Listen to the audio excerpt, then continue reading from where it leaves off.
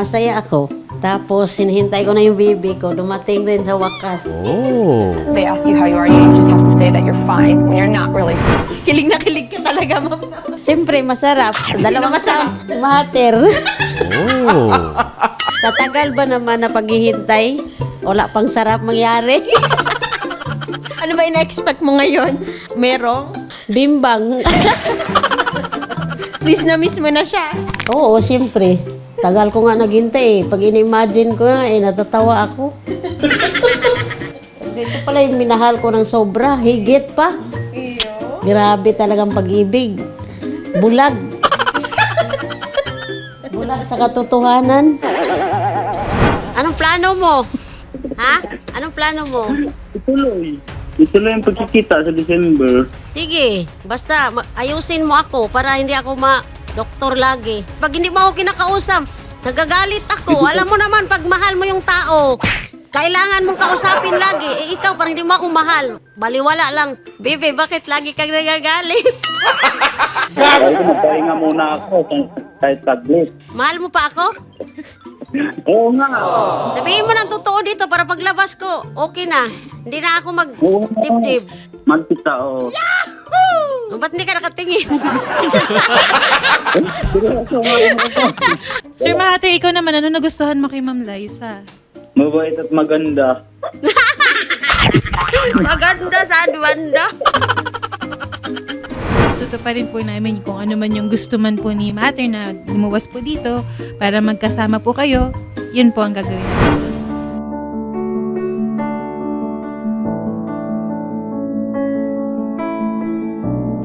Magandang araw po sa inyo, Ma'am Liza. Ngayon po ay nandito po tayo sa airport para nga po finally ma-meet up nyo na yung inyong boyfriend na si Sir Mahathir. So, ano pong masasabi nyo doon? Masaya ako na magkita na kami ni Mahathir sa 2 taon kong pagtitiis na maghintay sa kanya. Kinikilig ka po. Tapos yung Mula po Lanao del Norte ay bumiyahe po dito si Sir Mahathir patungong Maynila at sagot po namin yung plane ticket na yon. So, excited na ba kayo na mag-meet up ngayong araw? super ma'am, super excited. Sundayin na natin siya sa loob ng airport. Sige po.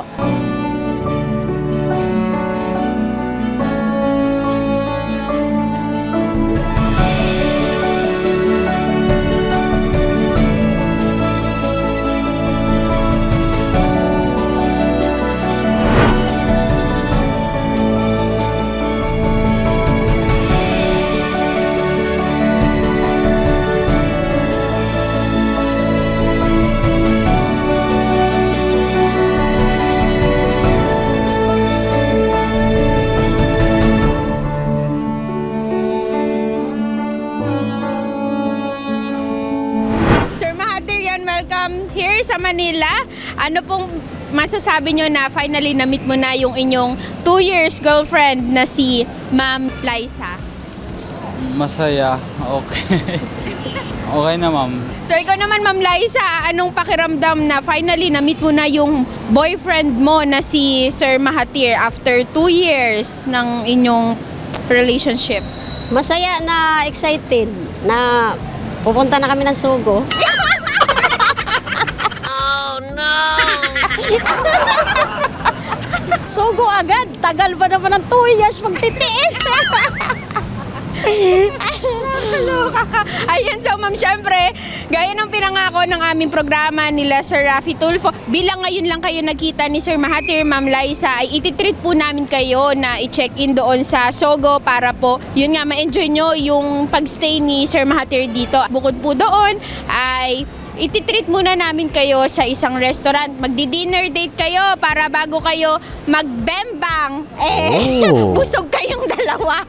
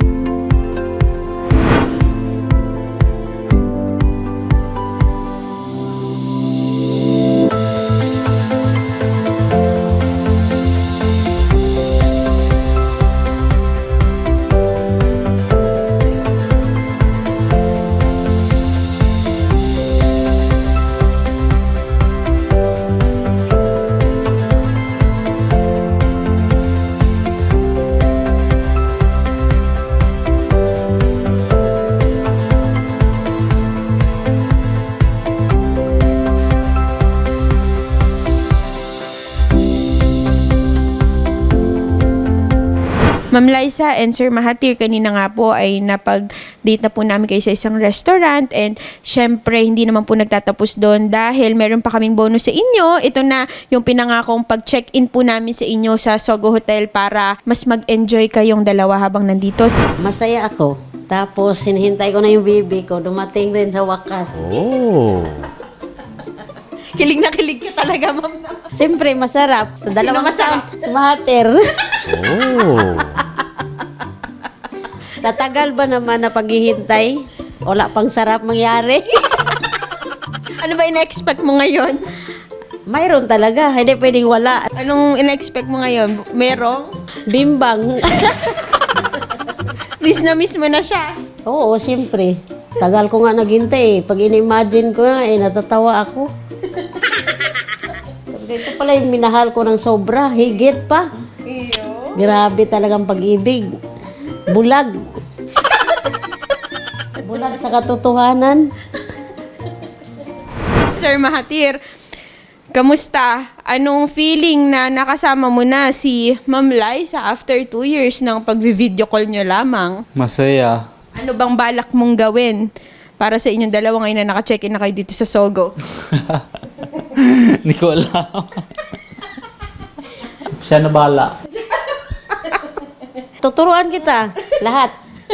Lahat bukod sa pagmamahal. Oo. Ayun. Okay, and syempre naman, hindi matatapos yung gabing ito nang wala tayo sa exciting part. Ito, sir. Sponsored by Sir Rafi Tulfo, Robust, para po sa inyo. Baka buong gabi to walang tigil. May robas eh. Pwede mo yung gamitin, Sir Mahathir, para mas maging thrilling yung pagstay nyo dito sa Sogo. So, okay sa yan? Okay. Mahal mo ba si Sir? Mahal. Kung mahal, mahal talaga. Ikaw naman, Sir Mahathir, mahal mo ba si Ma'am Liza? Mahal. Natanggihan ko ba yung iba kung hindi ko yan mahal? Yung kaganda naman talaga ng mother ko. Ma'am Liza and Sir Mahathir, sana po nag-enjoy po kayo sa treat po sa inyo ni Idol Rafi and mag-enjoy po kayo dito sa Sogo. And si Sir Mahathir, 3 days and 2 nights po kayo magstay dito sa Sogo. Enjoyin nyo po yung inyong panahong dalawa at yung pauwi po niya ay sagot din po ni Idol Rafi. Pag uwi mo, kung makahanap ka na ng iba, di maghanap ka na. Sa ngayon, tayo muna. I love you. Mag-iingat siya lagi. Sa trabaho niya. I love you. Sige na.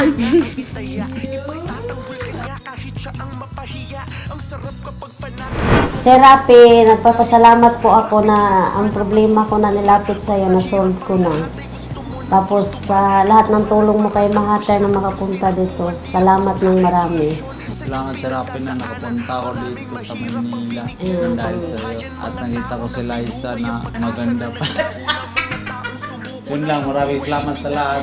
Idol, napakasarap mo magmahal. Sana araw-araw ay gabayan ka ng may kapal. Dahil sa mga pagtulong mo na walang kapalit, nakita yon lahat ni Lord, siya na bahalang magbalik. Salamat sa'yo, Idol Rafi Tulfo. Ika'y sandala ng mga inaaping Pilipino. Nandiyan ang Diyos Ama, nakamasid sa'yo, ika'y ginagawa.